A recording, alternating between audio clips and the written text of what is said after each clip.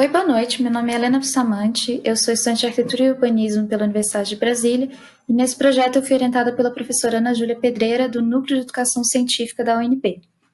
Nesse projeto de PIBIC, a gente tratou da contribuição do design para jogos didáticos na prática de ensino e aprendizagem em ciências biológicas. A gente tem que os processos que envolvem conteúdos abstratos de ciências da natureza são de muitas vezes difícil compreensão, e são ainda hoje abordados de forma muito tradicional na educação, prevalecendo o método de transmissão, recepção e de memorização. O entendimento desses conteúdos e do ambiente em que o indivíduo está inserido são essenciais na formação das relações, no desenvolvimento de tecnologias, no uso e preservação de recursos naturais e, recentemente, também no entendimento de doenças em escala global. Então, dessa forma, torna-se necessário repensar a forma como esses diferentes conteúdos são transmitidos aos alunos e como a gente pode diversificar as linguagens desse processo. Então, a linguagem artística e gráfica se apresenta como uma ferramenta valiosa na educação alternativa aos processos tradicionais de sala de aula. A gente considera que a aprendizagem é facilitada quando ela é apresentada de uma forma mais lúdica. E um dos recursos de ensino alternativos é o jogo pedagógico educativo, que vai relacionar a cognição, a motivação, a criatividade, o desenvolvimento de conhecimentos das diferentes inteligências, além da participação e socialização pela atividade em grupo.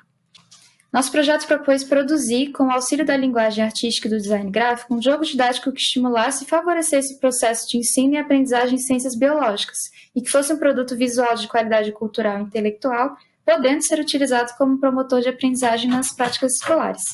A gente trabalhou em conjunto com os estudantes de graduação do curso de licenciatura em Ciências Biológicas da Universidade de Brasília e com orientação do Laboratório de Aprendizagem e Recursos de Ensino de Ciências.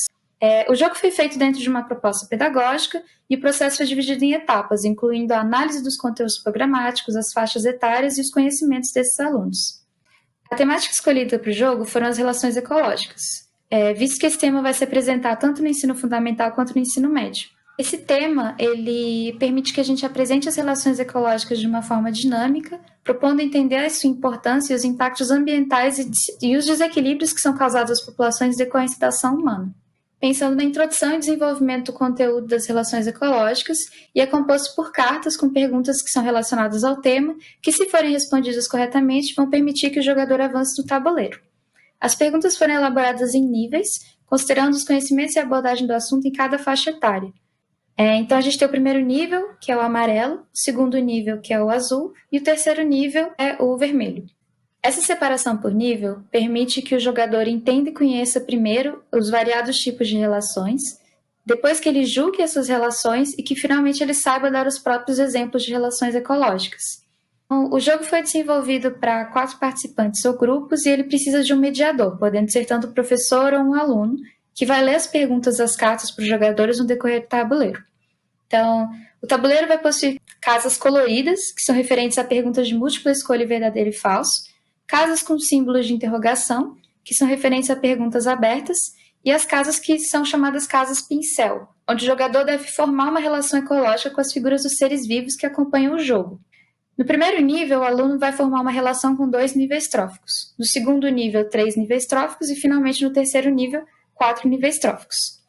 Então, cada carta vai possuir uma pontuação que vai permitir que o jogador avance no tabuleiro. E o objetivo do jogo é responder corretamente as perguntas, entendendo e explicando as relações ecológicas formadas e a importância delas para o meio.